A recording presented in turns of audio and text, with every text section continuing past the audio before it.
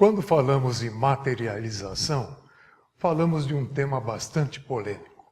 Há quem acredite, há quem não acredita, enfim, as pessoas têm várias opiniões sobre o assunto. Nós da TV Web Luz, com grande satisfação, estamos recebendo Ivan Franzolin, que é estudioso, divulgador da doutrina espírita. E nós perguntamos a Ivan,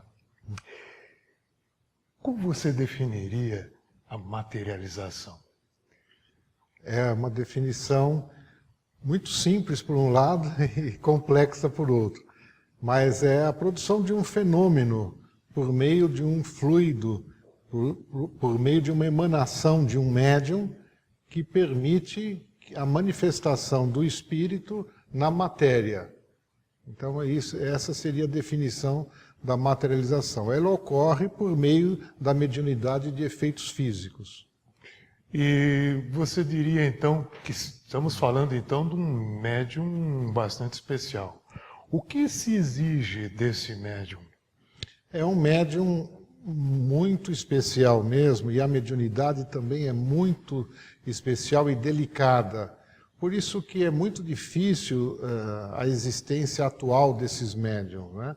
No passado, eles tinham que ter um dirigente material das reuniões, dirigente encarnado, muito cioso das suas obrigações, porque há risco, inclusive, dele ser prejudicado fisicamente. Por exemplo, a entrada de luz no momento em que ele está em transe pode desencadear uma hemorragia interna, como já houveram vários relatos em livros. E como evitar que esse tipo de coisa ocorra? Então, a materialização é uma coisa muito delicada. Como você falou, Benê, no início, as opiniões se dividem. Porque, às vezes eu pego uma foto que seria de uma materialização de um espírito, que estão nos livros, e eu olho essa foto, ela parece uma coisa bidimensional, não parece uma pessoa. Uma pessoa, ela é tridimensional. E, na verdade, foi bidimensional, porque quando os espíritos não encontram um ambiente muito favorável, eles fazem uma materialização assim, mais simples, que envolve menos recursos. Então é só de aparência. Eles pegam uma foto, uma imagem daquela entidade e colocam ela revestida por gaze, um tipo de gaze, que é o ectoplasma, que se forma a partir da emanação do médium, né? Então, você olha isso, não parece a foto de alguém tridimensional. E você, então, fica em dúvida, mas será que é verdade isso? Não, é verdade. Também é verdade que houveram muitas fraudes e muitos truques. Também é verdade. Existe aqui um grande espírita, que é o Herculano Pires. O Herculano Pires, na década de 50, ele instituiu nos diários, que ele era jornalista, o comando. Ele visitava centros espíritas, ele e uma equipe de doutores, de espíritas, que investigavam os casos e descobriram fraude, mas também descobriram o fenômeno correto, o fenômeno bem feito. Isso é importante que se diga, né? Porque Herculano Pires é um autor celebrado, né? Dentro da literatura espírita, né? E dando credibilidade à ocorrência desses fenômenos, nada melhor do que na voz bastante credenciada do Herculano, né? É verdade. Mas não só Herculano, né? Mais recente o Herculano, mas mais no passado tivemos até prêmios nobres, né? Grandes cientistas que estudaram o fenômeno e atestaram a veracidade do fenômeno. Quais deles? Então, nós temos, o principal deles é William Crookes. Nós temos Lombroso, né? Nós temos vários cientistas que estudaram bastante esse assunto. Você falou, en passant, sobre o ambiente, né? que propiciaria a ocorrência desses fenômenos. Você enumeraria quais? Entre as condições, quais você apontaria como ideais para a ocorrência desses fenômenos? Os espíritos pedem para as pessoas que vão frequentar essa reunião para que no dia elas se abstenham de aqueles momentos mais com cólera, né? Momentos de desequilíbrio, né? Vamos nos controlar naquele dia, vamos ter uma alimentação leve. Eles pedem para evitar carne, nós ainda não sabemos por quê, que influência que ela tem. Tá? E o principal é, durante a reunião, você estar com a mente aberta, sem exigências. Porque o que eles dizem? Que cada um dos participantes doa também um pouquinho da sua emanação, embora eu não seja um médium de efeitos físicos, mas eu tenho esse fluido em quantidade menor. O médium tem em quantidade maior, mas eu colaboro também. É como numa reunião de vibração, que eu vibro em favor dos necessitados. Eu exalo esse fluido e ele é utilizado em benefício das pessoas que eu estou vibrando. Então, da mesma maneira, quando eu dou esse fluido, eu tenho acesso a essa massa de ectoplasma e posso interferir. Então, imagine o seguinte, o espírito, ele está moldando aquele corpo e eu interfiro. Eu lembro da minha mãe, eu fico pensando, puxa, minha mãe podia se materializar, né? A minha tia, não sei quem. Então eu começo a interferir naquela moldagem. E isso atrapalha muito. Então eu tenho que estar aberto, livre, sem exigências. Isso que você está falando é bastante interessante pelo seguinte, como se vai descobrir que ao se fazer uma sessão dessas, né?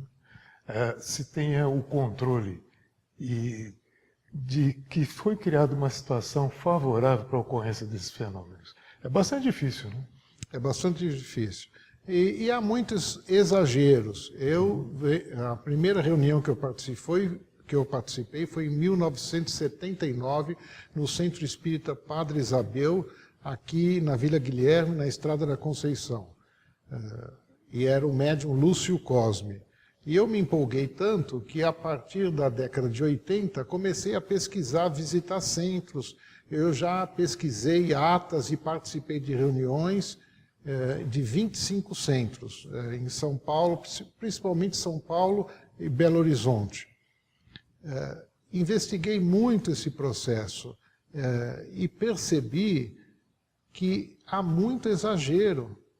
Então, tem reunião que eles pedem para as pessoas rezarem ininterruptamente. A reunião toda, ela demora 1h30, vai fazendo rodízio. Eu faço uma oração, você faz, o outro faz.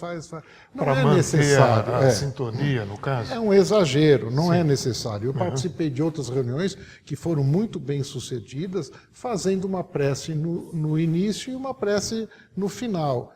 Então, nós ainda estamos aprendendo, tem muita coisa a aprender nessa mediunidade. São poucos os médiuns de efeitos físicos. Lembrando também que médium de cura é um médium de efeitos físicos, só que ele não faz materialização. O espírito utiliza esse fluido para fazer alterações na água, para fazer alterações no corpo físico, mas principalmente no perispírito. A interferência maior é no perispírito e não no corpo físico, mas também ocorre no corpo físico. Ivan, os médiuns de cura, você disse que eles podem ser enquadrados como médiuns de efeitos físicos. Como assim? Então, o processo de cura envolve, eles podem ter incorporação de espíritos ou não ter incorporação de espíritos. Mas, de qualquer modo, eles doam esse fluido, que é a partir dele que os espíritos conseguem atuar para para fazer alguma mudança num coágulo, em alguma coisa no corpo físico e no corpo perispiritual. Então eles atuam, acertam o corpo perispiritual para depois essa cura descer para o corpo físico. E alguns médicos, como o Dr. Edson de Queiroz, já falecido, que era médico lá do Recife, ele fazia até operações, né? Então, como é que faz uma operação, corta a pessoa, ela não sente dor, não sente nada? Então, tem que ter a ação desse fluido, senão a pessoa, senão há infecção, não havia, né? É como o arigó. O arigó, na década de 70, foi muito famoso, né? Que nós podemos pesquisar na internet. Ele usava canivete, né? Enfiava o canivete no olho da pessoa, raspava, ninguém ficava com infecção, não gritava de dor, nada, e curou muita gente. Não é o método indicado pela doutrina espírita. A doutrina espírita indica o método do estudo, da pesquisa. Exatamente, né? Esse ponto. Você me desculpe interromper, mas é exatamente isso. Quer dizer, seria então o caminho mais viável, né? Conduzir as pessoas à compreensão da nossa doutrina, né? A compreensão ao estudo. Por exemplo, as reuniões de materialização, muita gente pensa, ora, médium de efeitos físicos teve a sua ocasião, que foi no século retrasado, para despertar a atenção da sociedade, do mundo, mas agora não tem serventia. É um engano isso. É como se a mediunidade viesse nas pessoas por acaso. Não é. Ela é planejada. Se alguém nasce com essa mediunidade, o organismo dele foi planejado, o perispírito dele foi planejado. E agora você tem que usar bem. Usar só para o fenômeno, então vamos usar para estudo, para cura, mas para cura do perispírito, não do corpo físico, não cortar, fazer cirurgia. Não é o ideal isso. Muitos médiuns fazem, é um livre-arbítrio, né? Mas a doutrina não recomenda esse caminho. E também é o cuidado, né, que se deve ter, né, das pessoas só acorrerem a essas instituições, as casas espíritas, estamos falando aqui, por conta da ocorrência desses fenômenos, né? A curiosidade, simplesmente, né? A casa espírita tem muito sucesso, tem muita gente, pode ganhar doações, pode fazer obras sociais, mas nós entendemos que existem caminhos melhores, né, para se atingir a finalidade de uma promoção social, de uma assistência social, de um trabalho dignificante. E até mesmo porque o estudo está ao alcance de todos, né, que se interessem, né, e as pessoas podem, a partir daí da compreensão da nossa doutrina, elas melhorarem a sua percepção da sua vida, né. Isso, esse é o ponto, que nós temos que usar isso em nosso favor, favor da nossa compreensão, do nosso crescimento.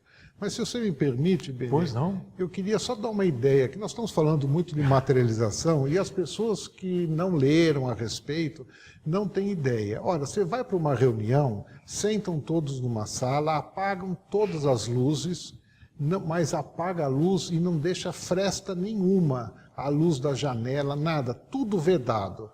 Realmente a gente não enxerga, como se diz vulgarmente, um palmo na frente, né? Não enxerga nada. Aí fazemos uma oração, de repente aparece uma luz na frente. Essa luz se movimenta, de repente ouvimos uma voz, é uma entidade se comunicando. Ela se comunicou, então será que ela já se materializou, não estou vendo? Geralmente não. Sabe o que ela materializou? Só o aparelho da garganta, só o aparelho para exalar o som. Eu entrevistei o Diógenes Pulino, que era do templo do cristianismo espírita, que hoje é Recanto Interlagos. Ele trabalhou por quase 40 anos como médium de efeitos físicos. E ele disse, eu nunca me acostumei a acordar durante a reunião e enxergar uma garganta ectoplasmática na minha frente no ar. Parece um filme de ficção científica, claro. Mas é isso que ocorria. Depois o espírito se materializava. E eu vi fenômenos com o Benedito Cosme, eu vi fenômeno que ele entrou na cabine e se materializaram 2 espíritos ao mesmo tempo. Saíram todos vestidos com roupas diferentes, passaram por mim, as roupas esbarraram. E uma vez passou um espírito e tinha luz na mão. E eu, como bom espírita, acredito por um lado e não acredito do outro. Então eu pensei, o que será que ele tem na mão? Será que ele tem na mão algum instrumento que faz luz? Não é? Quando eu pensei assim, o espírito voltou e abriu a mão e mostrou o que ele tinha. Ele tinha uma cruz que ele estava carregando na mão. Não era um aparelho, mas da mão dele saía luz. E luz que ora era verde, ora azul, ora branca.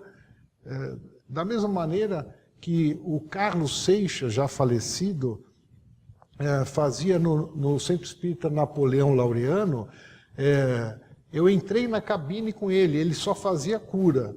Uhum. Então uma pessoa sentou, ele me permitiu que eu entrasse, não o médium, o espírito permitiu, que era o doutor Laureano, no Centro Espírita Napoleão Laureano, aqui no Chora Menino.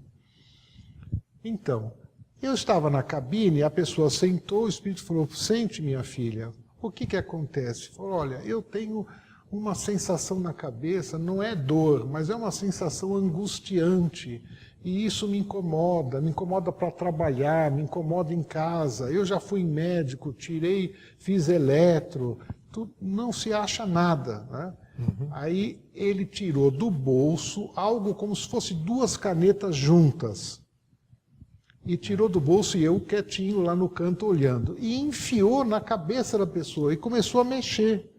E ela quietinha ali. E ele olhava para mim e mexia. E aquelas canetas acendiam luz. E ficavam mexendo. Aí terminou, falou, você vai melhorar, minha filha. Tenha fé que você vai melhorar. Tirou e colocou no bolso novamente. Quando terminou e o médium voltou, o espírito saiu, o médium voltou, eu falei, olha, me desculpe a liberdade, mas você pode me mostrar o que você tem no bolso esquerdo? Aí ele abriu e me mostrou. Não tinha nada. Então, eu vi ele pegando uma coisa que pareciam 2 canetas, né? Eu vi ele manipulando. Ele enfiou no bolso e sumiu, né? De outra feita, no Centro Espírita Maria de Nazaré, eu estava lá, quando o Espírito falou, eu vou dar um presente para vocês.